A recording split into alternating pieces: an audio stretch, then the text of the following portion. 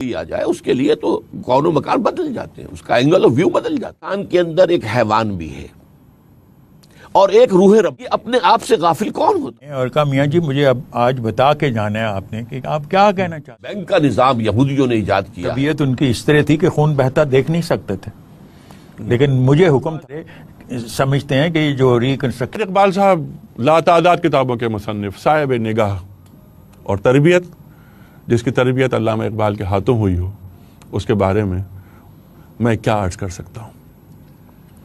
خواتین حضرات، پروگرام کا آغاز کرنا چاہیں گے ہم ڈاکٹر اسرار احمد صاحب سے۔ ڈاکٹر صاحب، علامہ اقبال فرماتے ہیں گر تو میں خواہی مسلمان عزیزتن نیست ممکن جز بقرآن عزیزتن۔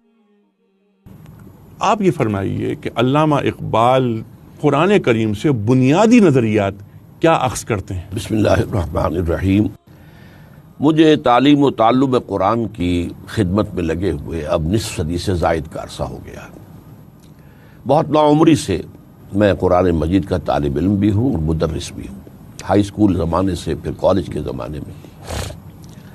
لیکن اس پورے عرصے میں میں اپنا یہ احساس جو ہے وہ آپ کے سامنے رکھ دوں، اور وہ یہ ہے کہ عظمت قرآن کا جو انکشاف علامہ اقبال پر ہوا، میرے نزدیک اور کسی پر نہیں ہوا، نہ علماء کے طبقوں میں سے اور نہ ہی دانشوروں کے طبقے میں سے۔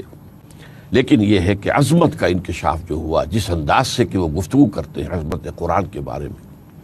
ابھی جو شعر آپ نے پڑھا ہے، گر تو بھی خواہی مسلمان سیستن نیست ممکن جزو قرآن سیستن، اس سے آگے دیکھیے، کتاب زندہ قرآن حکیم، حکمت او لا یزال است و قدیم، حرف اورا ریب نئے، تبدیل نئے، آیش شرمندہ تعبیل نئے، فاش گوئے مانچے در دل مزمرست، این کتاب نیست چیزیں دیگر است، مثل حق پنہاؤ ہم پیداستو، زندہ و پائندہ و گویاستو۔ اب آپ اندازہ کیجئے کہ اللہ تعالیٰ کی ذات کے ساتھ تشبیہ دے رہے ہیں کہ جیسے اللہ کی ذات زندہ و پائندہ ہے، گویا ہے، الحی القیوم ہے، اور جس طریقے سے اللہ تعالیٰ کی ذات ہے هو الاول والآخر والظاہر والباطن، یہی کیفیت قرآن کی ہے۔ مثل حق پنہاؤ ہم پیداستو، زندہ و پائندہ و گویاستو، اور اس سے آگے چلیے، چون بجاں در رفت جہاں دیگر شود، جہاں چوں دیگر شد جہاں دیگر شود۔ جب یہ کسی کے انسان کے ذہن و قلب کے اندر سرایت کر جاتا ہے، اس کے اندر ایک انقلاب آتا ہے۔ He is a changed person altogether from within۔ اس کی باہر کی تبدیلی جو ہے وہ بہت بات کی بات ہے، یہ اندر کی تبدیلی ہے، اور جو یہ تبدیلی ہے یہ ایک عالمی انقلاب کا پیش خیمہ بن سکتی ہے، اور جس شخص کے اندر یہ تبدیلی آ جائے اس کے لیے تو کون و مکان بدل جاتے ہیں، اس کا اینگل آف ویو بدل جاتا ہے، اس کے نقطہ نظر بدل جاتا ہے، اس کی ویلیوز بدل جاتی ہیں، وہ قاری قرآن بن جاتا ہے۔ اچھا، تو استنباط کے حوالے سے آپ بات کر رہے ہیں، تو بنیادی موضوعات اگر ڈاکٹر صاحب لیے جائیں۔ دیکھیے، میں سب سے پہلے شمار کروں گا ان کا جو فلسفہ خودی ہے، جس کی تعبیر وہ بہت مختلف، شد پریشاں جو ہے، خواب من کثرت تعبیر ہا کا معاملہ بنا ہے، لیکن اس کی تعبیر جو میں سمجھتا ہوں اور جس کی طرف کی اصل میں ان کے ایک شارح جو ڈاکٹر رفیع الدین نے کی ہے، کہ اس سے مراد کیا ہے کہ انسان ایک ڈوول پرسنالٹی کا حامل ہے، انسان کے اندر ایک حیوان بھی ہے اور ایک روح ربانی بھی ہے۔ یہ زمین و آسمان کا فرق ہو جاتا ہے بقیہ حیوانات سے انسان کا۔ یہ بات بہت پہلے شیخ سعدی کہہ چکے تھے، آدمی زیادہ طرف معجون است از فرشتہ سرشتہ وز حیوان۔ یہ انسان زیادہ جو ہے یہ عجیب معجون ہے، چوچو کا مربع ہے، اس میں فرشتہ بھی ہے، حیوان بھی ہے۔ تو یہ جو اصل میں انسان کے اندر کا فرشتہ ہے، انسان کے اندر جو روح ملکوتی، یہ اصل انسان ہے، یہ اس کی انا ہے، یہ اس کی خودی ہے، یہ ہے اصل میں جس کو کہ وہ کہتا من، یہ وہ ہے اس کی طرف اس بات۔ اور یہ کہ یہ جو سارا مادی غلاف ہے در حقیقت، جس کو ہم انسان سمجھ بیٹھتے ہیں، یہی سب سے بڑا دھوکہ ہے۔ یہ حیوانی انسان جو ہے، اور اس کے ضمن میں خاص طور پر جب سید نذیر نیازی صاحب کو انہوں نے ڈکٹیٹ کروایا ہے، انہوں نے یہ واقعہ ہماری قرآن کانفرنس میں بیان کیا تھا، اللہ تعالیٰ ان پر رحمت نازل کرے، کہ میں نے ان سے پوچھا کہ آپ کے بارے میں کوئی کہتا ہے کہ آپ نے فلسفہ نیٹشے سے لیا ہے، کوئی برکساں سے لیا ہے، کہاں سے لیا ہے، آپ خود کیوں نہیں بتاتے؟ کہ اچھا کل آنا، میں تمہیں ڈکٹیٹ کرا دوں گا. تو میں بہت خوش ہوا کہ شاعر مشرق جو ہے وہ مجھے یہ سعادت بخش رہا ہے. میں وقت معین پر وہاں گیا اور میں پینسل اور کاپی لے کے بیٹھ گیا اور فرمایا ذرا قرآن مجید نکال لو. تو میری ساری جو ہے وہ اوس پڑ گئی امیدوں پر کہ میں سمجھتا تھا وہ فلسفے کی کتاب نکلوائیں گے، یہ قرآن مجید. کہا سورہ حشر نکالو. میرے فلسفہ خودی کی بنیاد وہ آیت ہے وَلَا تَكُونُوا كَالَّذِينَ نَسُوا اللَّهَ فَأَنسَاهُمْ أَنفُسَهُمْ. ان لوگوں کے مانند نہ ہو جانا جنہوں نے اللہ کو بھلا دیا تو اللہ نے انہیں اپنے آپ سے غافل کر دیا. اولئک هم الفاسقون. یہ اپنے آپ سے غافل کون ہوتا ہے؟ ظاہر بات ہے اپنے جسم سے کوئی غافل نہیں ہوتا، اس کی ضروریات سے کوئی غافل نہیں ہوتا، اس کی ذرا تکلیف ہوتی ہے، پھنسی نکل آتی ہے، دوڑتا ہے، علاج کرتا ہے. وہ غافل کس سے ہے؟ وہ اصل انسان جو اندر کا ہے، جس کے بارے میں مجھے اپنشد کا ایک جملہ ملا ہے بڑا پیارا. حکمت تو قدیم ہے نا، ہر شے ہے، وہ وہاں پہ موجود ہے. Man in his ignorance identifies himself with the material sheets which encompasses real self. یہ ہے اصل ریئل سیلف. اس کو جس طرح اجاگر کیا ہے علامہ اقبال نے، واقعہ یہ ہے کہ روح دین کا احیاء اسی کے ذریعے سے ممکن تھا. یعنی جو فلسفہ خود کی آپ نے بات کی وہ اقبال نے نہ نیچے سے لیا، نہ برگسا سے لیا، نہ ابن عربی سے لیا، قرآن کریم سے لیا. اور سورہ حشر کی آیت آپ نے تلاوت فرمائی. فرزند اقبال، آپ یہ فرمائیے کہ گھریلو زندگی میں اقبال کا تعلق قرآن کریم سے کیا دیکھا آپ نے؟ مشہور ہے واقعہ کہ ان کے والد جو تھے وہ بھی صوفی منش تھے جی. اور کیونکہ شروع سے ہی حضرت علامہ کو قرآن کی تلاوت کی انہوں نے ایک طرح سے عادت ڈالی ہوئی تھی، تو اکثر یہ جب تلاوت کر رہے ہوتے تو والد ان کے پاس سے گزرتے تو کہتے کہ آپ سے ایک بات کرنی ہے، اور وہ کہہ کے چلے جاتے لیکن بات نہ کرتے. تو اسی طرح ہوتا رہا یہ 2 روز 4 روز 5 روز، اور ان کا بڑا تجسس بڑھ گیا کہ یہ پتہ نہیں میرے والد مجھ سے کیا کہنا چاہتے ہیں. میاں جی کہتے تھے ان کو. اچھا. تو میاں جی کیا کہنا چاہتے ہیں. تو ایک دن پھر جس وقت یہ گزر رہے تھے تو ان کو روک لیا بیٹے نے اور کہا میاں جی مجھے اب آج بتا کے جانا ہے آپ نے کہ آپ کیا کہنا چاہتے ہو مجھ سے.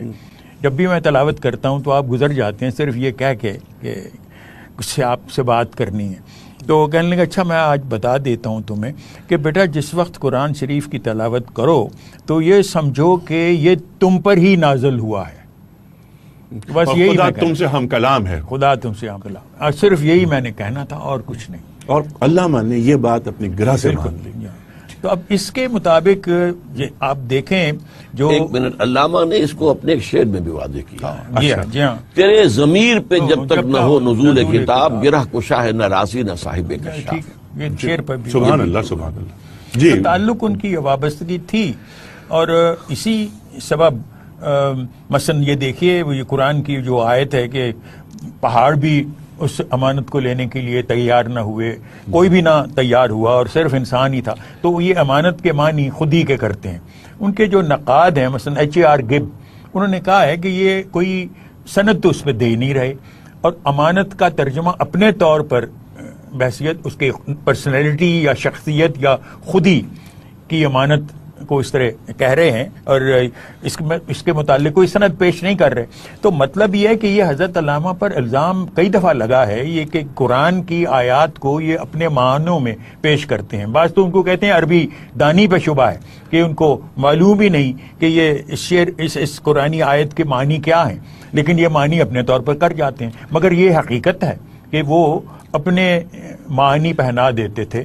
اور میں سمجھتا ہوں کہ یہ جو ان کا ایک جاوید نامے میں شعر ہے مولانا، جس میں وہ فرماتے ہیں کہ قرآن کی تو اتنی تعبیریں ہیں جو آگے آنے والی صدیوں میں لپٹی ہوئی ہیں اور ہمیں علم بھی نہیں کہ وہ تعبیریں کیا ہوں گی. اس کا مطلب یہ ہے کہ قرآن کی جو تعبیریں ہیں وہ وقت کی ضرورت کے مطابق بقول علامہ ان میں تغیر و تبدل آتا رہتا ہے. اور اس بنا پہ وہ کی جو انٹرپریٹیشن ہے قرآنی آیات کی وہ اپنے زمانے کے ساتھ چلتی رہے گی. اور قرآن کریم وہ معجزاتی کتاب ہے، ظاہر ہے آخری کتاب، آخری آسمانی کتاب، کہ وہ جو کبھی پرانی نہیں ہوگی، فنڈامنٹل موجود رہیں گے زمانے کے اعتبار سے. وہ اس کو بھی اپنی اصطلاح میں اسی طرح بیان کرتے ہیں کہ جو عقیدہ جس کا انحصار یعنی بعض مستقل قدروں پر ہو اور اس کے ساتھ ہی تغیر بھی ہو، تو اس قوم کو اس بات کا احساس ہونا چاہیے کہ یہ دونوں قیمتی اقدار ہیں. بعض ان میں مستقل ہیں، وہ نہیں بدل سکتی، لیکن اس کے ساتھ ہی بعض تغیر کے عالم میں بھی ہیں. اور یہ جس قوم کا سرمایہ ہو، ان کی عقیدہ ہو، ان کو اس بات کا خیال رکھنا چاہیے کہ تغیر بھی ہے. جی، اور ثبات ایک تغیر کو ہے زمانے میں، اور انسانی فکر اور انسانی سوچ اور انسان خود جتنا بھی ارتقا کر لے. اچھا، اس میں ایک اور بھی بات ہے، میں مولانا کو اس کی طرف ان کی توجہ مبذول کرنا چاہوں گا. وہ یہ ہے کہ علامہ سمجھتے تھے کہ اسلام کا نزول یا قرآن کا نزول ایک طرح سے عقل استقرائی کا نزول ہے، اور یہ ختم نبوت کے سلسلے میں انہوں نے جو دلائل اپنی طرف سے دے رکھے ہیں ان میں نہ ہی وہی ختم ہو گئی کہ وہی آگے پھر نہیں ہوگی، کیونکہ عقل استقرائی آپ کو آگے اس کا نزول یہی ہے کہ اپنے کندھوں پر یہ بوجھ رکھ کے آگے چلو.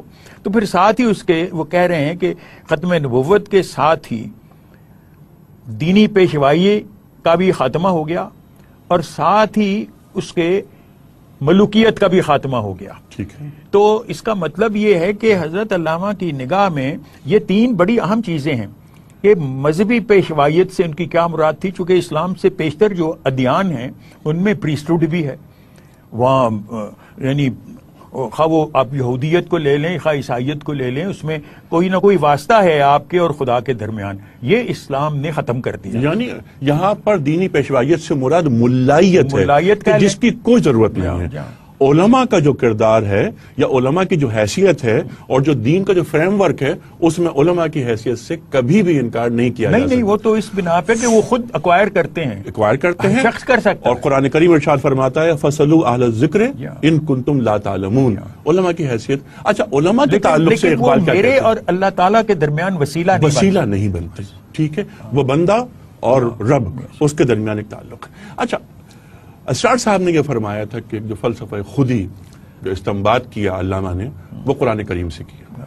کوئی اور واسطہ، کوئی اور جو بہت بڑا الزام، جیسا آپ نے فرمایا کہ علماء بھی الزام لگاتے ہیں، تو کچھ لیفٹ کے لوگ بھی یہ الزام لگاتے ہیں کہ صاحب وہ نیتشے کا وہ جو سپر مین والا جو آپ سب جانتے ہیں، تو فلسفہ خودی کا لابھ جو بند مومن کی بات ہوتی ہے اور جو چیزیں قرآن کریم سے علامہ صاحب نے کن کن طریقوں سے استنباط کیا. دیکھیے، یہ جو سپر مین کا تصور ایسے ہی نیچے کے ساتھ انہوں نے ملا کے رکھ دیا ہوا ہے، چونکہ ہمارے ہاں اپنے فلسفے کے جو اسلامی فلسفہ ہے یا اسلامی فکر ہے اس کے متعلق کچھ زیادہ نالج نہیں ہے.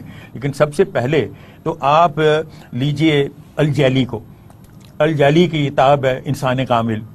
پھر اس کے بعد نے ابن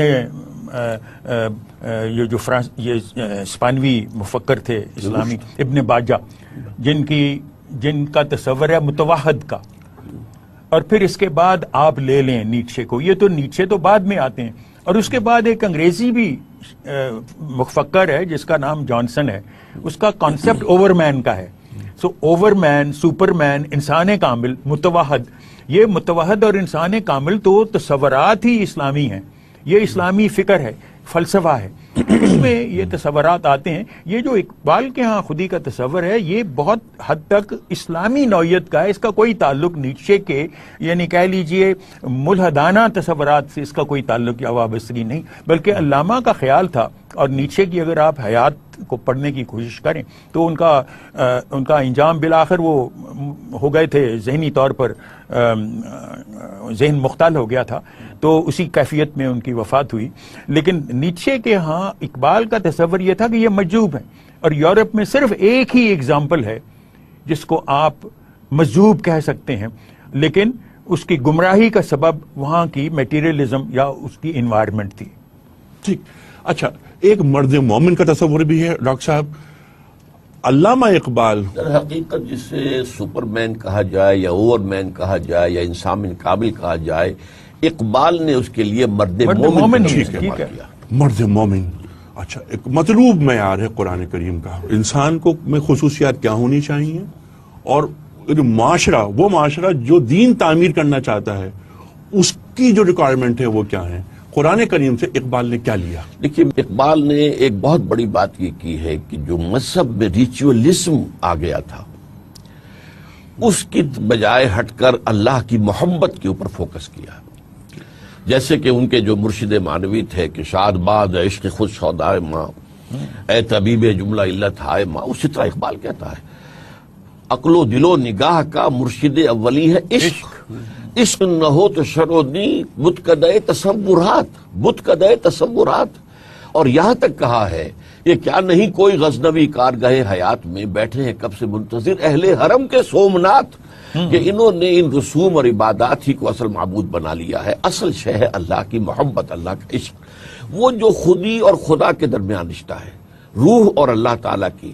ایک ہے انائے صغیر جسے وہ کہتے ہیں، جو دی فائنائٹ ایگو، جسے کہ انہوں نے اپنے خطبات میں لفظ استعمال کیا، انسان دی فائنائٹ اور انفائنائٹ ایگو. جب ایک دوسرے کے مقابل آ کر ہم کلام ہوتے ہیں تو یہ ایسنس ہے پریئر کا، دس از دی ایسنس آف پریئر، دعا اس کا نام ہے. اچھا، نمبر 2، پھر انہوں نے جو دین کے اندر مختلف جو اس کے اسپیکٹس ہیں، پولیٹیکو سوشو اکنامک، اب اس میں مثلا سیاسی نظام میں سروری زیبا فقط اس ذات بے ہمتا کو ہے، حکمراں ہے ایک وہی باقی متانے آزری، یعنی ہیومن ساورنٹی کے کانسیپٹ کو نل کیا، نلیفائی کر دیا. Sovereignty belongs to God, God and God only. انسان کے لیے تو وائس ایجنسی ہے، خلافت ہے، ساورنٹی نہیں. اسی طریقے سے نیشن سٹیٹ کا جو تصور آ گیا تھا، اور وہ گویا کہ ایک آسمان سے اتری ہوئی ایک وحی کی طرح جو اختیار کر لیا گیا، جس لفی کی وطنیت کی. اس دور میں میں اور ہے جام اور ہے جم اور، ساقی نے بنا کی روش لطف و ستم اور، تہذیب کے آزر نے ترشوائے صنم اور، مسلم نے بھی تعمیر کیا اپنا حرم اور، ان تازہ خداؤں میں بڑا سب سے وطن ہے، جو پیرہن اس کا ہے وہ مذہب کا کفن ہے. اسی طرح ملکیت تامہ وہ صرف اللہ کی ہے. انسان جو ہے، تم تو در حقیقت ہی متاع منداؤ ملک خدا سے، یہ ملکیت تو اللہ کی ہے. اور یہ بات بھی شیخ سعدی کہہ چکے تھے کہ در حقیقت جو ہے جو کچھ ہمارے پاس ہے یہ کیا ہے؟ اللہ کی امانت. یہ امانت چند روزہ رزق ماست، در حقیقت مالک ہر شے خداست. تو اس کا پھر اقبال نے جو نظام بنایا ہے، کس نہ باشد در جہاں محتاج کس، نقطۂ شرع مبینی نست و بس. اسلامی ریاست جو ہے وہ کفالت کا ذمہ لے ہر فرد کی، ایسا نہ ہو کہ کوئی فرد کسی فرد کے سامنے ہاتھ پھیلا رہا ہو. اس کی نفی کرنے کے لیے در حقیقت پورا نظام جو ہے نظام معاشی اور سود کی جو شناعت کا اظہار اقبال نے کیا ہے، مجھے کسی بڑے سے بڑے عالم کے ہاں بھی سود سے وہ نفرت نظر نہیں آئی جو علامہ اقبال کے ہاں ہے. از دبا آخر چمی زائد فتن، کس نہ داند لذت قرض حسن، از دبا جاں تیرا دل چوں خشت و سنگ، آدمی درندہ بے دندار و چنگ. انسان درندہ بن جاتا ہے اس سود کی وجہ سے، اور انسان کے اندر سے جو روح ملوکیتی ہے ختم ہو جاتی ہے. اور اسی کو پھر جو بینک کا نظام یہودیوں نے ایجاد کیا ہے، اس کے بارے میں جو کہا ای بنوک ای فکر چالاک یہود، نور حق سینہ آدم رمود. وہ جو اللہ نے اپنی روح پھونکی تھی انسان کے اندر، اس کو نکال باہر کیا اس نے، اس بینکنگ کے نظام نے. تات ہو بالا نہ گردہ دی نظام، دانش و تہذیب و دین سودائے خام. تو واقعہ یہ ہے کہ تمام جو زندگی کے اسپیکٹس ہیں، پولیٹیکو سوشو اکنامک، اس کے بارے میں اقبال نے اسلام کی اور قرآن کی تعلیمات کو بہترین اسلوب میں پیش کیا.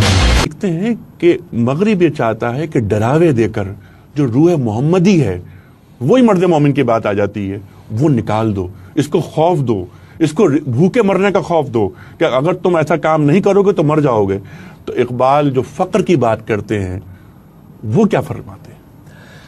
در حقیقت جب انسان اللہ تعالیٰ کی محبت جو ہے اختیار کر لیتا ہے، پھر یہ دنیا و مافیہ اس کے لیے بے معنی ہو جاتے ہیں. برتتا ہے، رہتا ہے، یہاں رہتا ہے، یہ سنت رسول ہے، دنیا میں بھی رہو، شادی بھی کرو، سب کچھ کرو، لیکن جو ہے اس سے ماورا ہو کر، اس سے بلند تر ہو کر، اس سے لو نہ لگاؤ، اس سے محبت نہ کرو. یہ در حقیقت ان چیزوں کو جو ہے دل سے نکال دینا. اور یہ ہے فقر قرآن، اختلاط ذکر و فکر، جزب قرآن زیغمی روبائی است، فقر قرآن اصل شاہنشاہی است. فقر قرآن اختلاط ذکر و فکر، غور بھی کرو، سوچ بھی کرو، بچار بھی کرو، تفکر کرو، لیکن اس کے ہاں ذکر کے ساتھ ساتھ. فکر را کامل نہ دیدم جزب ذکر، یہ اقبال نے ڈیفائن کیا از فقر قرآن کو. اسی کو وہ کہتا ہے اسلام کا فقر جو ہے، اور فقر قرآن ہے، فقر اسلام ہے. ٹھیک ہے، اور یہی چیز وہ ایک مرد مومن میں دیکھنا چاہتے ہیں. اچھا، مرد مومن ایک مطلوب انسان، وہ مطلوب انسان جو قرآن کو مطلوب ہے، اس کی خصوصیات، ایک تو فقر ہوا. فقر کے تعلق سے ڈاکٹر صاحب ہمیں وہ حدیث یاد آتی ہے کہ الفقر فخری، فقیری میرا فخر ہے. اس کو ذرا کھولیے. اصل میں جو خودی کے سلسلے میں انہوں نے جن خواص کا ذکر کیا ہے ان میں فقر جو ہے وہ ایک خصوصیت ہے. اس کے ساتھ آپ عشق کو بھی شریک کرتے ہیں کیونکہ فقر عشق کے بغیر وہ تکمیل اس کی نہیں ہو سکتی. اور اس کے ساتھ چند اور باتوں کا بھی ذکر کرتے ہیں کہ سوال نہ کرنا یہ بھی اس کی مرد مومن کی خصوصیتوں میں سے ہے. بلکہ وہ تو شاہین میں وہ 5 خصوصیات جن کا وہ ذکر کرتے ہیں وہ بھی اپنی طرف سے وہ سمجھتے ہیں کہ یہ جو اسلامی تصور فقر کا ہے وہ اس میں وہ 5 خصوصیات جو شاہین میں ہیں اس کا ذکر کرتے ہیں. اور وہ 5 خصوصیات کون سی ہیں؟ پہلی تو یہ کہ بلند پرواز ہے، دوسری تیز نگاہ ہے، تیسری خلوت پسند ہے، چوتھی کسی اور کے ہاتھ کا مارا ہوا شکار نہیں کھاتا، اور 5ویں آشیانہ نہیں بناتا. یہی فقر کی خصوصیات ہیں. آشیانہ نہ بنانے سے مراد یہ ہے کہ اس کا دنیاوی جو سہولتیں ہیں ان سے کوئی لگاؤ نہیں. جی ہاں. اقبال فرماتے ہیں ڈاکٹر صاحب، آئی ایم سوری آپ کی بات کٹ رہی ہے، کہ شاہین کبھی پرواز سے تھک کر نہیں گرتا، پردم ہے اگر تو نہیں خطرہ افتاد. تو یہ 5 خصوصیات کا ذکر اس میں آتا ہے. یہ فقر ہی کے ڈفرینٹ ڈائمینشنز ہیں، اور مگر اس کی بنیاد تو ہے عشق ہی. یہ بات تو مرید ہندی فرما رہے ہیں نا. پیر رومی کیا فرماتے ہیں کہ پر شاہین کے بھی ہوتے ہیں اور کوے کے بھی، لیکن کوے کے پر اسے کچرے کے ڈھیر تک لے جاتے ہیں اور شاہین کے پر اسے چوٹی تک لے جاتے ہیں. وہی جو اقبال نے فرمایا کہ شاہی کا جہاں اور ہے، کرگس کا جہاں اور. یہ فقر محمدی کے سلسلے میں جو آپ نے کہا صلی اللہ علیہ وسلم، میں عرض کر دوں یہ بات سمجھنے کی ہے. معاشی سطح پر اسلامی تعلیمات جو ہیں وہ 2 سطحوں میں مختلف ہیں، بالکل متضاد بھی ہیں. لیگل لیول پر اسلام پرسنل اونرشپ جو ہے، پرائیویٹ اونرشپ قبول کرتا ہے. دکان آپ کی ہو سکتی ہے، مکان آپ کا ہو سکتا ہے، کارخانہ آپ کا ہو سکتا ہے، کھیت آپ کا ہو سکتا ہے. محنت کرو، جد و جہد کرو، کماؤ، بہتر سے بہتر جو ہے جو حاصل کر لو گے اس کو اگر ایک حد سے زیادہ بڑھ گیا تو پھر جو پیچھے رہ گئے ان کے لیے فیڈ بیک کے لیے آپ سے زکوٰۃ لے لی جائے گی. باقی یو کین اون اٹ، اور یہ آپ کا جو ہے آپ کی اولاد میں انہیرٹ بھی ہو جائے گا. یہ ہے لیگل لیول پر. لیکن اسپریچول لیول پر یہ ہے کہ کوئی شے اپنے پاس ریٹین مت کرو. اتکاز یسألونک ماذا ینفقون قل العفو. ہر چیز حاجت بذمہ داری بدہ، تمہارے پاس جو بھی، اقبال کہہ رہے ہیں جو کچھ دے دو، don't retain anything with you. یہ فقر محمدی تھا صلی اللہ علیہ وسلم. اور یہ اقبال قرآن سے لے رہے ہیں. فقراء صحابہ نے عمل کیا ہے. سب صحابہ اس میں نہیں تھے، لیکن فقراء صحابہ میں وہ شان موجود تھی. پھر صوفیاء کرام نے یہ روش اختیار کی. اب میں اگر کسی سے کہہ دوں کہ حضور نے ساری عمر زکوٰۃ نہیں دی تو عام آدمی میرا سر پھوڑ دے گا. تو حضور نے تو نہیں دی. زکوٰۃ تو ہوتی ہے اگر آپ نے اپنے پاس کچھ جمع کیا ہو، اگر تو اس میں کچھ ہوگا ریٹین کریں گے تو زکوٰۃ ہوگی. تو یہ در حقیقت اسلام کا جو روحانی نظام ہے کہ اس میں انسان، اس کے میں 3 کارڈینل پرنسپلز کہتا ہوں. نمبر 1، ملکیت کچھ نہیں ہے تمہاری، جو کچھ ہے اللہ کا مال، اللہ کی ملکیت ہے. تم خود اس کی ملکیت ہے، تمہاری ملکیت کیا ہوگی. نمبر 2، جو کچھ تمہیں ملتا ہے چاہے تم نے محنت کی ہے، مشقت کی ہے، کمایا، اسے اللہ کا فضل سمجھو، اپنی کمائی نہ سمجھنا.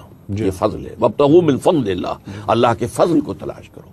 نمبر 3، اس فضل میں تمہارا جائز حصہ صرف تمہاری ضروریات ہے. باقی جو کچھ ہے وہ دوسروں کا، محتاجوں کا حصہ تمہارے حصے میں ڈال کر تمہارا امتحان لیا جا رہا ہے کہ آیا اس کے اوپر قبضہ مخالفانہ جاری رکھ کر تم حق تلفی کرتے ہو یا دے کر فارغ ہو جاتے ہو. یہ 3 یہ فقر محمدی ہے. جی ہاں. دولت بری چیز نہیں ہے، حب دولت بری چیز ہے. دنیا بری جگہ نہیں ہے، حب دنیا بری جگہ ہے. فقر کی بات آپ فرما رہے ہیں ڈاکٹر صاحب. علامہ اقبال فرماتے ہیں کہ ہے وہی تیرے زمانے کا امام برحق جو تجھے حاضر و موجود سے بیزار کرے، دے کے احساس زیاں تیرا لہو گرما دے، فقر کی سان چڑھا کر تجھے تلوار کرے. یہ موت کے آئینے میں تجھ کو دکھا کے رخ دوست زندگی اور بھی تیرے لیے دشوار کرے. تو یعنی یہ ایک مرد مومن کھڑا ہوتا ہے، مرد مومن دینی غیرت اور دینی حمیت کے ساتھ. اصل چیز ان صلاتی و نسکی و محیایا و مماتی للہ رب العالمین. محترم خواتین و حضرات، علامہ اقبال رحمۃ اللہ علیہ اور قرآن کریم، موضوع بہت بسیط ہے اور ہمارے پاس جتنے بڑے دماغ یہاں تشریف فرما ہے، ظاہر ہے محدود وقت میں تمام نکات کو کور نہیں کیا جا سکتا۔ ہم گزارش کریں گے اپنے دونوں معزز مہمانوں سے کہ کل پھر زحمت کریں تاکہ ہم اس موضوع کو کسی حد تک آگے لے جا سکیں۔ تب تک اپنے میزبان انیق احمد کو اجازت دیجیے۔ خدا حافظ۔ بسم اللہ الرحمن الرحیم۔ محترم ناظرین، پروگرام آغاز کے ساتھ ایک بار پھر حاضر میں ہوں آپ کا میزبان انیق احمد۔ خواتین و حضرات، کل ہم نے لاہور میں جس پروگرام کا آغاز کیا تھا اسی پروگرام کو لے کر آگے چل رہے ہیں۔ ہم نے کل بات کی تھی جس موضوع پر، وہ موضوع یہ تھا کہ حضرت علامہ اقبال رحمۃ اللہ علیہ اور قرآن کریم، بہت سارے موضوعات، بہت سارے نکات کل ہم نے کور کیے تھے، لیکن محدود وقت میں ظاہر ہے اتنا بڑا موضوع اس کا احاطہ کرنا تقریباً ناممکن ہے۔ ہم نے اپنے انہی دونوں مہمانوں کو آج زحمت دی ہے جو کل ہمارے ساتھ تشریف فرما تھے۔ اس سے پہلے کہ آج کا پروگرام کا ہم آغاز کریں، مختصر تعارف اپنے معزز مہمانوں کا۔ تشریف فرما ہے محترم ڈاکٹر سعد احمد صاحب، کون آپ سے واقف نہیں، پاکستان کے ممتاز عالم دین، مفسر قرآن، صاحب نگاہ، لا تعداد کتابوں کے مصنف۔ ہمارے دوسرے مہمان محترم doctor justice retired Javed Iqbal صاحب۔ خواتین و حضرات، آپ سے بھی کون واقف نہیں، پورا ملک آپ کو دو حوالوں سے جانتا ہے۔ پہلا حوالہ آپ فرزند اقبال، دوسرا حوالہ دانشور، عالم، صاحب نگاہ، مصنف، معلم۔ اس کے ساتھ ساتھ عصر حاضر کے مسائل پر گہری نگاہ رکھتے ہیں۔ ہم پروگرام کا آغاز کرنا چاہیں گے وہیں سے جہاں کل سلسلہ کلام ٹوٹا تھا۔ فقر کے ساتھ ساتھ علامہ امامت کی بات کرتے ہیں کہ امام کون ہوگا؟ امام وہ ہوگا کہ جو تجھے حاضر و موجود سے بیزار کرے۔ وہ کیا علامہ اقبال کیا دیکھ رہے ہیں امام کی تصور کو؟ میں تو سمجھتا ہوں کہ حضرت علامہ کا یہ تصور جو امام کا ان کی شاعری میں ہے وہ اس سے مختلف ہے جو کچھ ان کا تصور ریکنسٹرکشن لیکچرز میں ہے۔ ریکنسٹرکشن لیکچرز میں جس وقت وہ جو اجتہاد سے متعلق ان کا باب ہے، تو اس کے مطابق تو وہ سمجھتے ہیں کہ جو خلیفہ یا امام کے اختیارات ہیں وہ ایک الیکٹڈ باڈی کو بھی منتقل کیے جا سکتے ہیں۔ تو اسی تصور کے مطابق انہوں نے اجتہاد کا جو اختیار دیا ہے وہ ایک جدید مسلم الیکٹڈ اسمبلی کو دیا ہے، اور اسی میں وہ سمجھتے ہیں کہ اجتہاد ہونا چاہیے اور اجتہاد ان کو کرنا چاہیے۔ اچھا، اب اگر وہاں پہ کوتاہی ہے کہ جو اراکین الیکٹ ہو کے اس میں آئیں گے وہ اس قابل نہیں ہے کہ وہ اسلامی فقہ کی جو نزاکتیں ہیں ان کو سمجھ سکیں، تو اس کے لیے انہوں نے تجویز کیا تھا ٹیمپریری طور پر کہ علماء کا ایک بورڈ ان کو گائیڈ کرے جس وقت یہ مسائل ہوں کہ ہم اسلامی قانون سازی کس طرح کریں۔ لیکن اصلی جو طریقہ کار ہے اس کے متعلق انہوں نے ہمارے جو لا کالجز ہیں اور خاص طور پر جو ہمارے مدرسے ہیں ان کی یہ خواہش تھی کہ ان میں جو فقہ ہے اس کو کمپیریٹیو اسٹڈی جدید جورسپروڈنس کے ساتھ کی جائے، اور پھر اس کے بعد وہ قانون سازی کے قابل ہوں گے جو کہ اس اسمبلی کے پارٹ ہوں۔ تو یہ ایک جدید تصور ہے۔ میں سمجھتا ہوں کہ اس پر بہت سے اختلافات ہیں، بہت سے لوگ ان سے اختلاف کرتے ہیں۔ اختلاف ان کے اس بنا پر ہے کہ وہ سمجھتے ہیں کہ اجتہاد کا حق جو ہے اس کے لیے جو شرائط ہیں وہ جب تک پوری نہیں ہو جاتی کوئی اسمبلی خواہ وہ کولیکٹیو ہو وہ اجتہاد نہیں کر سکتی۔ لیکن یہاں جس وقت آپ امام کا ذکر کرتے ہیں تو اب جس وقت امامت کی پاور ایک مجمع کو دے دی جائے بقول اقبال، یعنی امامت یا خلافت، میں ان دونوں کو ایک ہی معنوں میں لے رہا ہوں، تو وہ اگر اسمبلی امام ہے تو امام جو مسلم ہیڈ آف دا اسٹیٹ ہے اس کے فرائض میں ہے جمعہ اور عیدین کی امامت بھی کرنا۔ لیکن آج تک کبھی پاکستان میں ایسا نہیں ہوا کہ کوئی آپ کا پریزیڈنٹ یا وزیر اعظم نے مسجد میں جا کے امامت کی ہو عیدین کی یا جمعے کی۔ تو یہ بھی توقع رکھی جا سکتی ہے کہ جو اب جب پارلیمنٹ امام بن گئی، اور امام سے مراد یہ ہے کہ جو بھی وہاں مشورہ کیا جائے وہ میجورٹی کے بیسس پر پریویل کرے گا، تو یہ ایک بالکل نئی قسم کا اجتہاد ہے جو آج تک میں سمجھتا ہوں کہ دنیا اسلام میں اس کو قبولیت کا شرف حاصل آج تک تو نہیں ہوا۔ لیکن یہ اقبال جو توقع رکھتے ہیں کہ آج کی جو جدید اسلامی اسٹیٹ ہے اس میں اس قسم کا طریقہ کار اختیار کیا جائے تو ہم اسلامی جو قوانین ہیں ان کو بجائے اس کے کہ منجمد ہو کے رہ گئے ہوئے ہیں، یہ شریعہ جو ہے اس کو آگے بڑھا سکتے ہیں اور وقت کی ضروریات اور تقاضوں کے مطابق اس کو ڈھال سکتے ہیں۔ یہ جو تصور ہے آج تک اس سے ہم مانوس نہیں ہوئے، کیونکہ اس صورت میں وہ اسلام جس سے ہم چمٹے ہوئے ہیں یا مانوس ہیں جس کے چہرے سے، وہ بدل جائے گا اور وہ ہم قبول کرنے کو تیار نہیں۔ یہی ہمارے ڈیڈ لاک کی وجہ ہے۔ ٹھیک ہے، یہاں پر میں کچھ عرض کرنا جی چاہتا ہوں۔ ڈاکٹر صاحب، اصل میں آپ کا سوال کچھ اور تھا، ڈاکٹر صاحب اسے کسی اور طرف لے گئے۔ وہ بھی اپنی جگہ ایک بہت اہم موضوع ہے کہ جدید اسلامی ریاست میں لیجسلیشن ہوگی تو کس انداز سے ہو، پھر پارلیمنٹ میں اجتہاد ہوگا تو کیسے ہوگا، پارلیمنٹ کس معنی میں اجتہاد کرے گی وغیرہ۔ آپ کی بات کچھ اور تھی۔ وہ جو امامت ہے جس کا ذکر ان اشعار میں آ رہا ہے وہ بالکل ایک دوسری امامت ہے۔ وہ ایک انقلابی امامت ہے جو تجھے حاضر و موجود سے بیزار کرے۔ اس کی اصل میں وضاحت ہوتی ہے علامہ اقبال کے دو اشعار سے۔ گفتند جہان ماں آیا بے تمہیں سازد، مجھ سے اللہ نے پوچھا اقبال میں نے جس دنیا میں تمہیں بھیجا ہے تمہیں پسند آئی؟ گفتم کے نمی سازد، میں نے کہا نہیں مجھے پسند نہیں۔ گفتند کے برہم زن، تو فرمایا اچھا توڑ پھوڑ دو، ختم کر دو اس کو۔ اور اس کو توڑنے پھوڑنے کا طریقہ کیا ہے؟ با نشہ درویشی در ساز و دمادم زن، چوں پختہ شوی خدرا بر سلطنت جم زن۔ پہلے نشہ درویشی، دعوت تبلیغ، 12 برس مکے کے دعوت و تبلیغ، کوئی گالی دے گیا تب بھی کوئی بات نہیں، کوئی پاگل کہہ گیا تب بھی کوئی بات نہیں، کوئی مارا جا رہا ہے تو برداشت کر رہے ہیں۔ بادشاہ درویشی در ساز و دمادم زن، چوں پختہ شوی، جب تیار ہو جاؤ، طاقت فراہم ہو جائے، اپنے آپ کو سلطنت جم سے ٹکرا دو۔ یہ ہے جو تجھے حاضر و موجود سے بیزار کرے۔ یہ جو ہے کہ ہے کیا، یہ دنیا میں کیا ہو رہا ہے، یہ نظام ظالمانہ ہے، یہ غلط ہے، یہ دھرتی اللہ کی، اللہ کا نظام ہونا چاہیے، یہ بغاوت ہے اللہ کے خلاف۔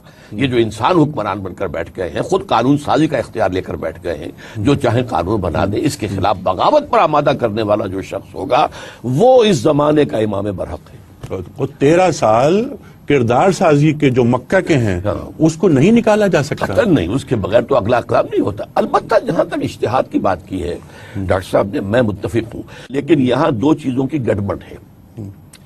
ایک ہے فی نفس ہی اجتہاد کون کرے گا، ایک یہ کس کا اجتہاد نافذ ہوگا، ان دونوں میں بڑا فرق ہے۔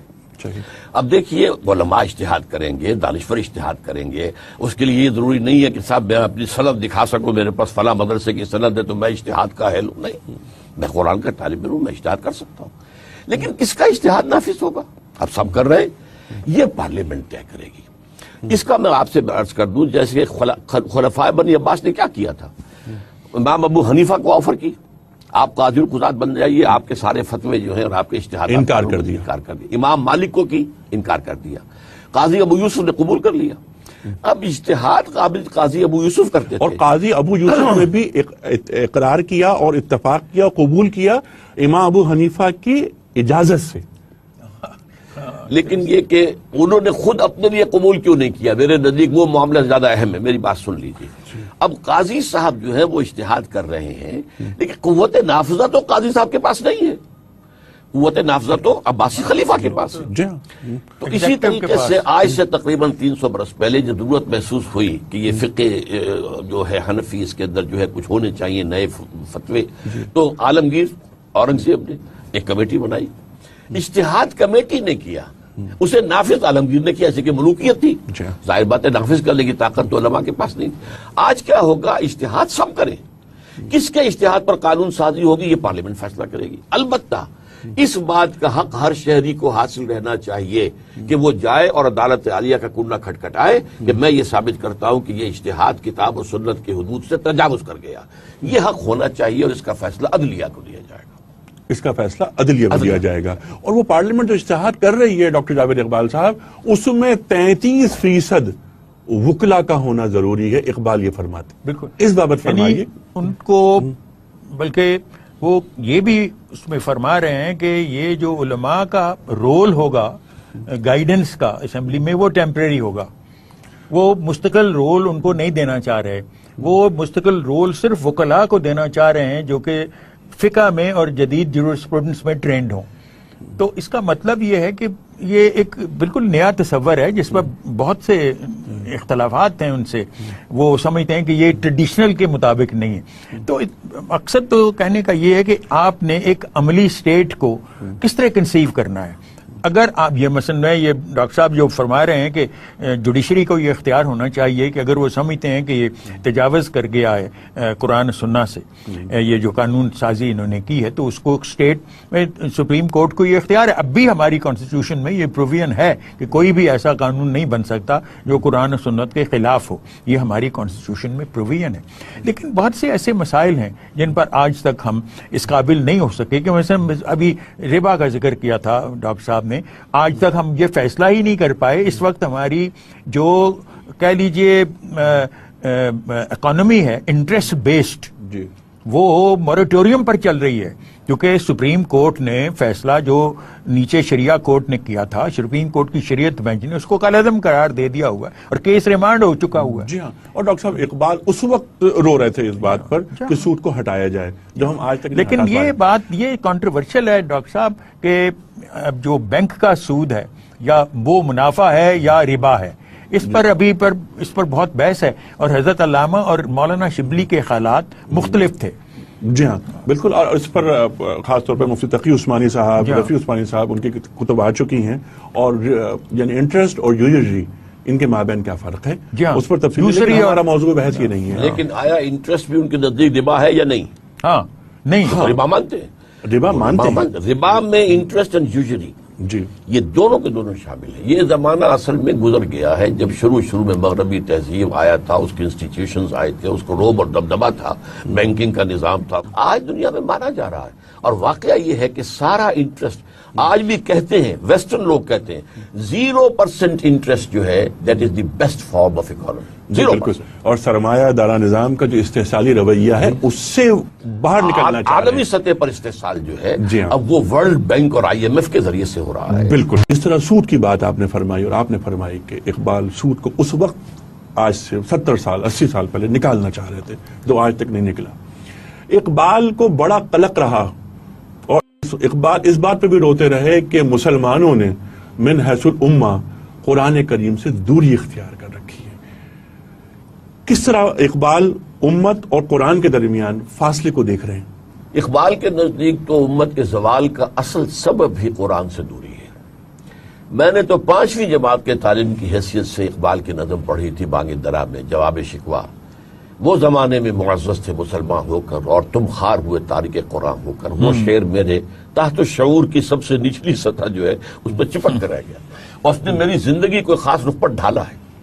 تو بعد میں آ کے جب فارسی میں میں نے ان کی شاعری کے جو ہے کچھ مطالعہ کیا، تو جس شاندار الفاظ میں کہا ہے، خار از مہجوری قرآن شدی، شکوہ سنجے گردش دوران شدی، اے چو شبنم برزمی افتندئی در بغلداری کتاب زندئی. وہ کتاب زندہ، جیسے حضرت موسیٰ بھی تھوڑی دیر کے لیے خوف زدہ ہو گئے تھے کہ میرا جو معجزہ تھا کہ وہ میری لاٹھی جو ہے وہ سانپ بن جاتی تھی، تو یہ تو انہوں نے بھی کر کے دکھا دیا.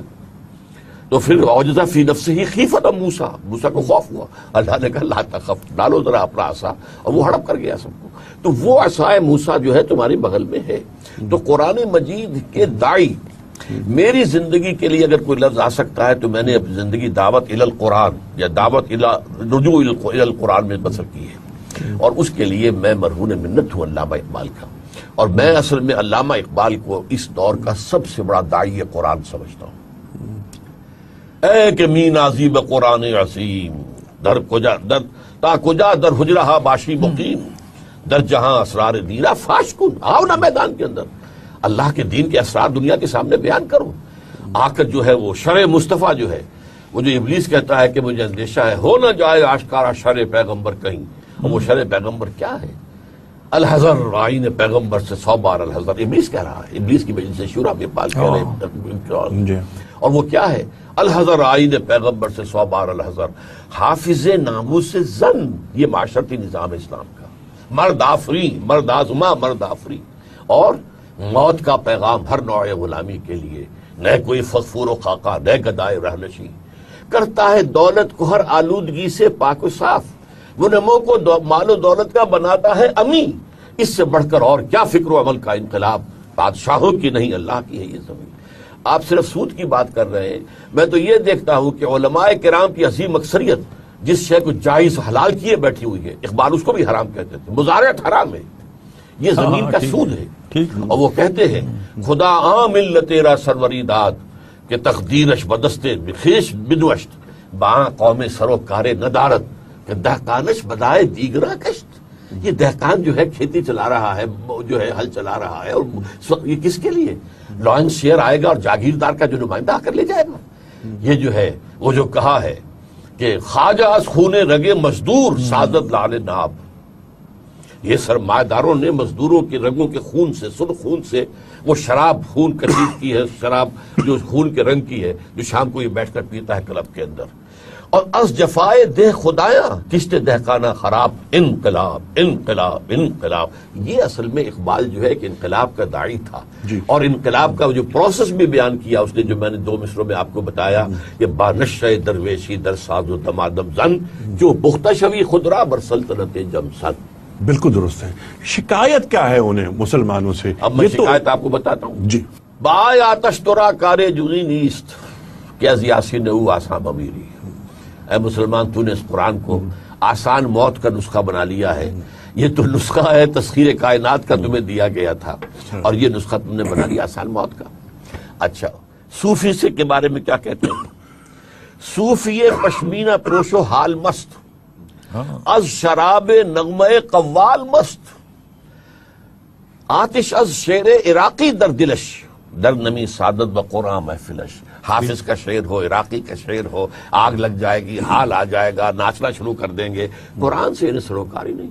جی۔ اور دوسری طرف وائس عام مولوی، وائز دستان زنو افسانہ بند، مانیے او پست و حرف او بلند، از خطیب و دلمی گفتار اوست، بعض ضعیف و شاذ و مرسل کار اوست۔ ضعیف حدیث شاذ مرسل، اس کی بنا پر قصے کہانی آواز کہا جا رہا ہے، حالانکہ سب سے بڑا آواز قرآن تھا۔ یا ایھا الناس قد جاءتکم موعظۃ من ربکم وشفاء لما فی الصدور وہدی ورحمۃ للمؤمنین۔ یہ قرآن ہے۔ صوفی وائز نہیں، مجاہد درکار ہے اقبال کو۔ ہے جاوید اقبال صاحب، مجاہد کے تعلق سے کیا اقبال کی نگاہ کیا کہتی ہے؟ میں اس کے متعلق تو یہی عرض کروں گا کہ حضرت علامہ ہمیشہ گو وہ خود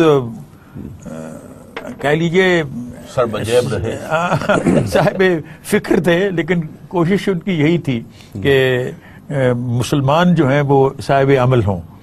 تو یہ عمل اور فکر کی کشمکش جاری رہی، اور اس نقطہ نگاہ سے آپ خود اتنے کہہ لیجئے طبیعت ان کی اس طرح تھی کہ خون بہتا دیکھ نہیں سکتے تھے، لیکن مجھے حکم تھا کہ جب بھی بقرعید کے دن بکرے ذبح کیے جائیں تو میں وہاں پہ موجود رہوں۔ تو تاکہ دل مضبوط ہو۔ جو خود نہیں کر سکتے تھے وہ دوسروں سے چاہتے ذبح نہیں کرتے تھے ہاتھ سے؟ نہیں جی، سوال ہی نہیں پیدا، تو خون بہتا دیکھ نہیں سکتے تھے، بے ہوش ہو جاتے تھے۔ اچھا، ایک طرف یہ عالم تھا، لیکن وہ نہیں چاہتے تھے کہ یہ خصوصیت مجھ میں سرایت کر جائے۔ تو اسی نقطہ نگاہ سے جو بھی ان کی شاعری ہے وہ شاید ہم سب کے لیے ہے، گو پرہیپس کہ اپنے لیے وہ اس کے حال نہیں تھے، کمزوریاں بڑھ کر آپ کے لیے تھی۔ وہ جاوید نامہ صرف آپ کے لیے نہیں، وہ تو یہ سارے نوجوانوں کے لیے نا جی۔ جی ہاں۔ اچھا، ڈاکٹر صاحب نے بہت ساری باتیں کی، اور پھر انسان کا عروج، بلکہ علامہ اقبال جو فرماتے ہیں نا کہ عروج آدم خاکی سے انجم سے میں جاتے ہیں کہ یہ ٹوٹا ہوا تارا مہ کامل نہ بن جائے۔ اقبال خطبات میں بیان کرتے کرتے یہاں پہنچ جاتے ہیں کہ انسان خدا کا کو ورکر ہے، انسان اور خدا ہمکار ہیں۔ وہ اس طرح ہے، یہ جو اس پر بہت سے اعتراض ہیں، اسی کی سبب بعض علماء ہمارے سمجھتے ہیں کہ یہ جو ریکنسٹرکشن لیکچرز ہیں خطبات اقبال، یہ دراصل کفریات ہیں۔ اور ایک سیمینار جو ابھی ریاض میں ہوا ہے 1985 یا 86 میں، اس میں تو باقاعدہ یہ ریزولوشن پاس کی گئی کہ اس کو کوئی مسلمان اس کتاب کو نہ پڑھے۔ یہ ریزولوشن گو سوڈان کے کسی عالم نے پیش کی تھی، مجھے نہیں پتا کہ آج کل اس کی کیا صورت ہے، لیکن حقیقت یہی ہے کہ ان لیکچرز میں جو حضرت علامہ یہ خودی کے ہی سلسلے میں جو نکات نکالتے ہیں، ان میں یہ فرماتے ہیں کہ ایک پہلی چیز تو یہ ہے کہ جس وقت انسان کو کریٹ کیا گیا، آدم کو، تو فرشتوں نے یہ بات اٹھائی تھی کہ جی ہم آپ کی عبادت کرتے ہیں، سب کچھ کرتے ہیں، اور یہ تو فساد کا باعث بن سکتا ہے، تو خداوند تعالیٰ نے کہا تھا کہ نہیں، تم نہیں جانتے جو میں جانتا ہوں، اور پھر اس کو نام بتائے، سکھائے، پھر اس کے بعد اپنی روح پھونک دی۔ تو پھر قرآن مجید میں یہ بھی ارشاد اللہ تعالیٰ کرتے ہیں کہ کیا تم سمجھتے ہو کہ تم بیکار شے کی طرح ہمیں پھینک دیں گے؟ تو اس کا مطلب یہ ہے کہ انسان سے اللہ تعالیٰ کی کیا توقعات ہیں۔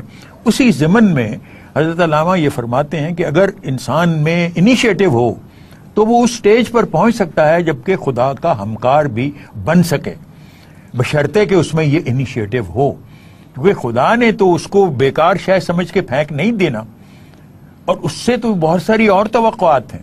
ٹھیک ہے ڈاکٹر صاحب، یہی بات، یہ جو بات علامہ اقبال نے فرمائی اور جس کی تفہیم جاوید اقبال صاحب بیان فرما رہے ہیں، خدا کا ہمکار، کو ورکر، جو خود بات میں لکھا ہوا ہے، قرآن کریم سے کیا اس کی تائید ہمیں مل رہی ہے؟ اصل میں پہلی بات تو یہ کہ اقبال جو کہتے ہیں کہ ہاتھ ہے اللہ کا بندہ مومن کا ہاتھ، قرآن مجید میں کہا گیا کہ اے محمد، آپ نے جو یہ کنکریاں مٹھی بھر کر پھینکی تھی، وما رمیت اذ رمیت ولکن اللہ رما، یقیناً، اور فلم تقتلوہم، اے مسلمانوں تم یہ نہ سمجھنا کہ تم نے انہیں قتل کیا، ہم نے لیکن قتل اللہ قتلہم۔ اچھا، میں تو اس سے آگے کی بات کر رہا ہوں، حدیث نبوی صحیح بخاری کی، جس میں یہاں تک آتا ہے کہ اللہ کہتا ہے میں اپنے بندے کا ہاتھ بن جاتا ہوں جس سے وہ پکڑتا ہے، ٹھیک ہے، ٹھیک ہے، میں اپنے بندے کے پاؤں بن جاتا ہوں جس سے وہ چلتا ہے، میں اپنے بندے کی آنکھیں بن جاتا ہوں جس سے وہ دیکھتا ہے، میں اپنے بندے کے کان بن جاتا ہوں جس سے وہ سنتا ہے۔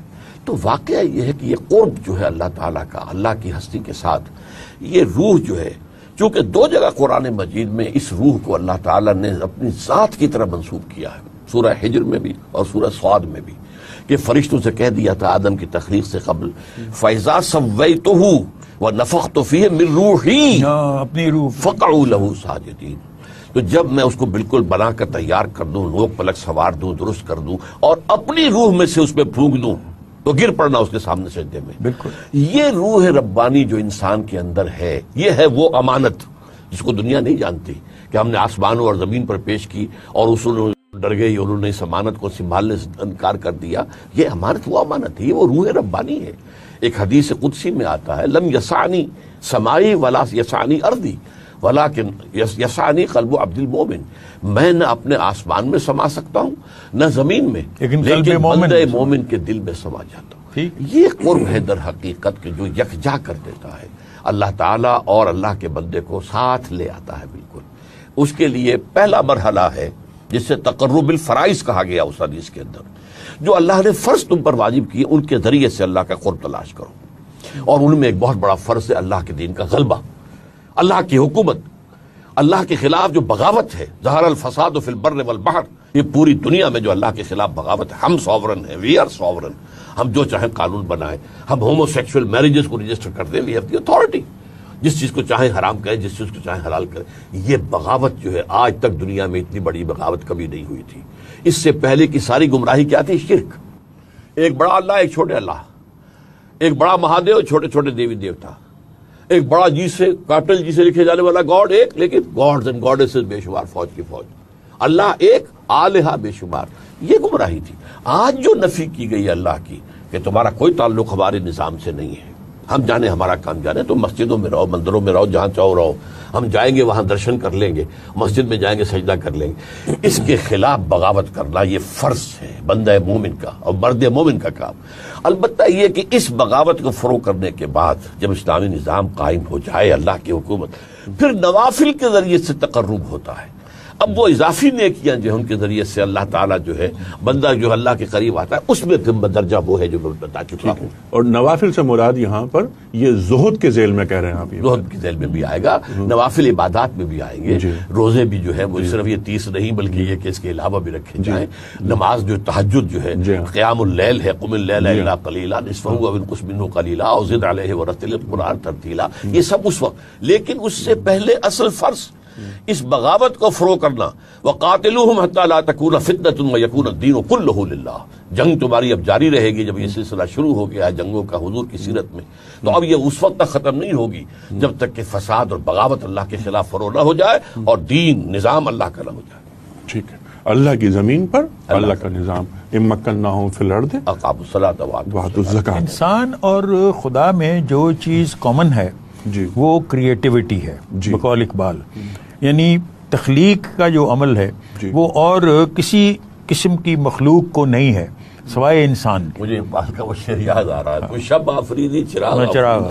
تو اب اس نقطۂ نگاہ سے جس وقت یہ سوال اٹھتا ہے کہ آپ نے ابھی جس طرح ارشاد فرمایا ہے کہ کو ورکر یا خدا کا ہمکار انسان بن سکتا ہے، تو اس پر بھی علامہ کے اس کانسیپٹ پر اعتراضات یہ کیے جاتے ہیں کہ خدا کے ساتھ وہ کو ورکر بنانا انسان کو یہ بھی ایک طرح سے الحاد ہے. جی. تو الزام لگا جی ہاں.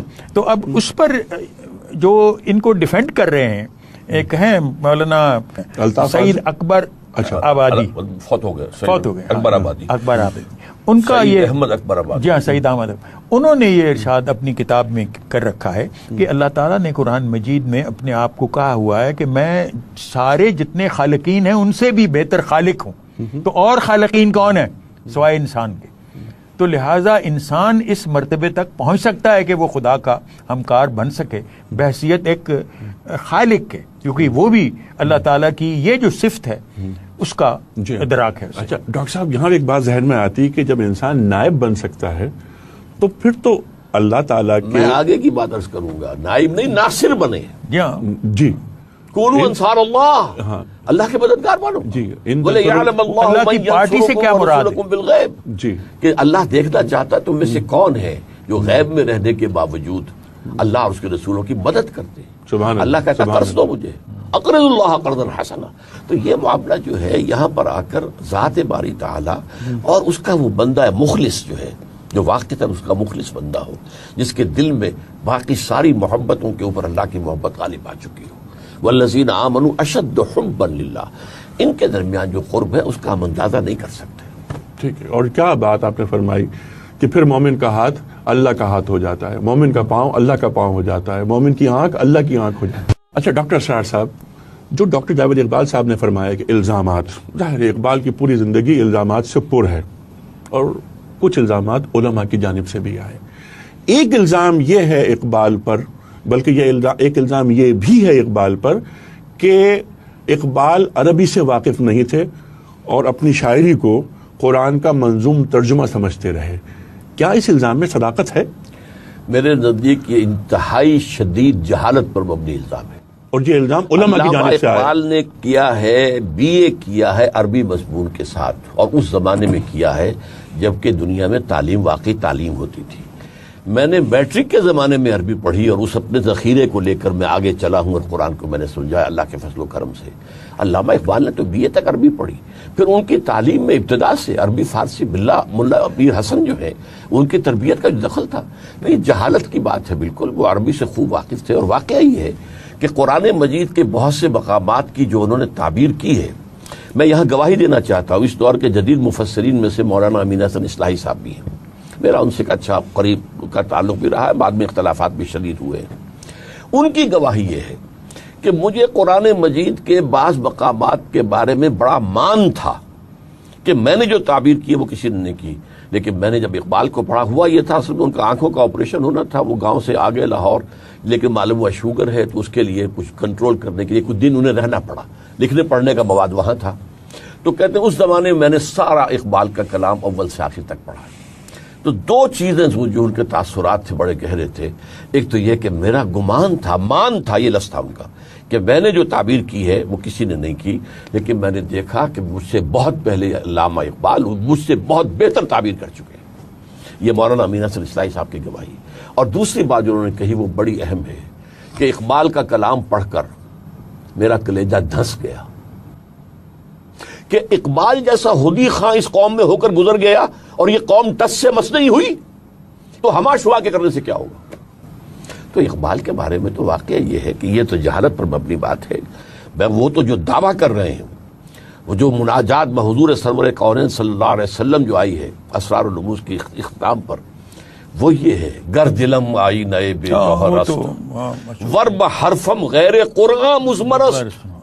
اگر میرے پیغام میں قرآن کے سوا کوئی اور چیز چھپی ہوئی ہے پردہ نامو سے فکرم چاک کیا کن این خیامہ راز خارم پاک کن کن روز محشر خار و رسوا کن مرا اب بے نصیبت بوسہ پاک رو بنا.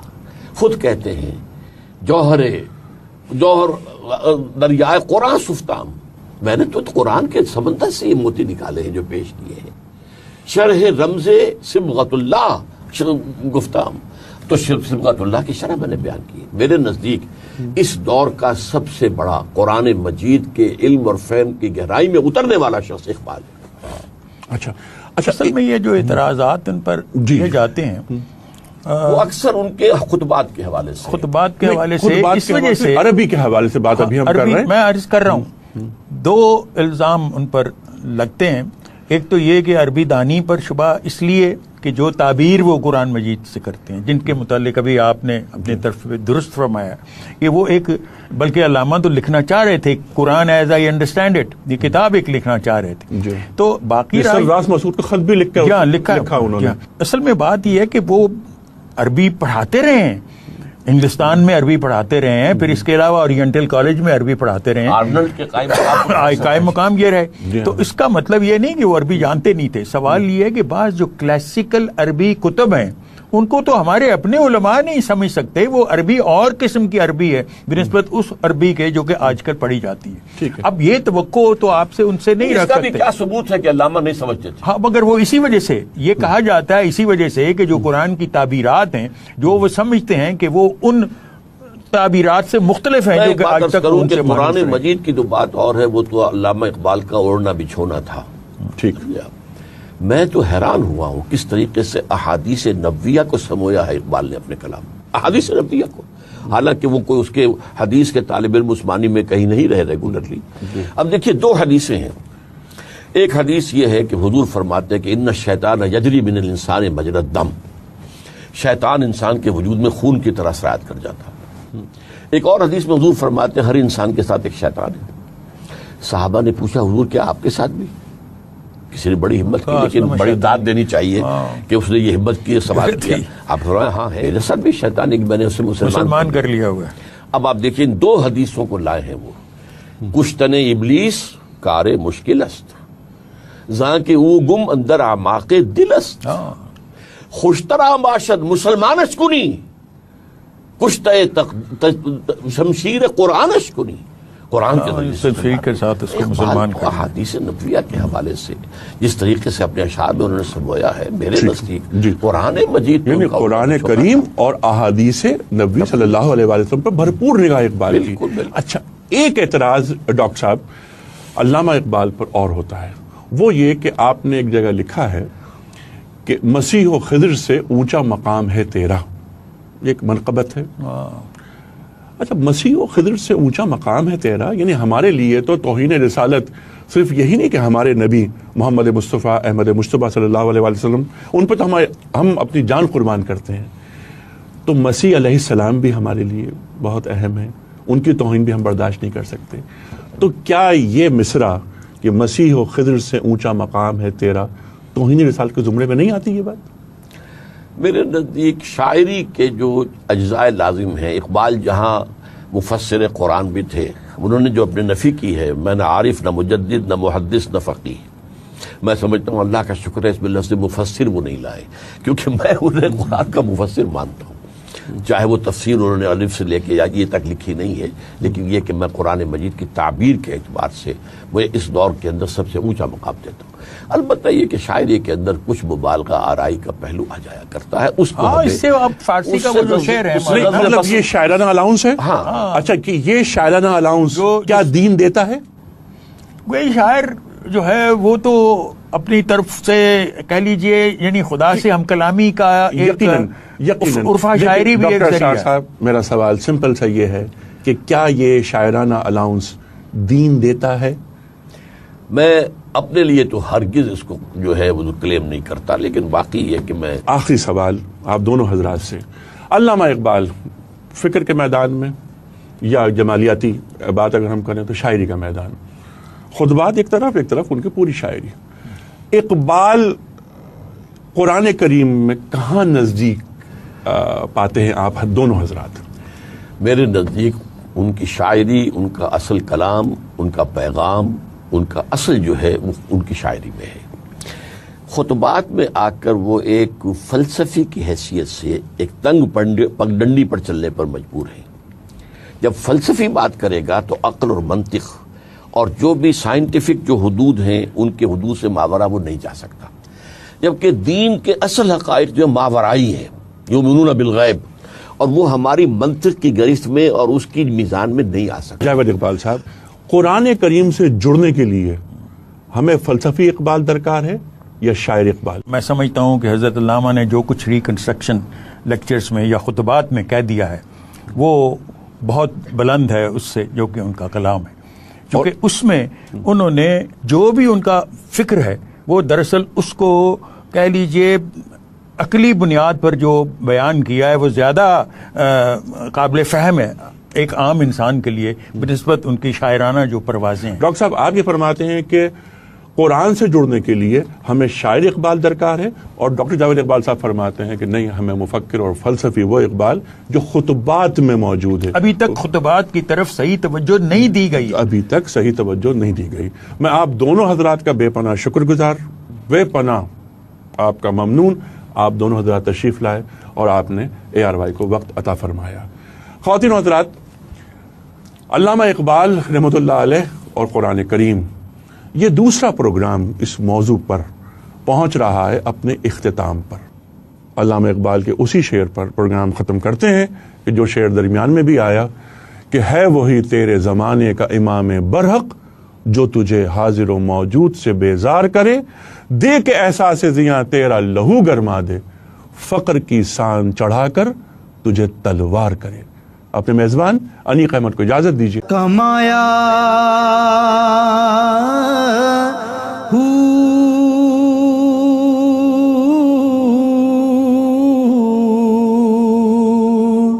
نام بھج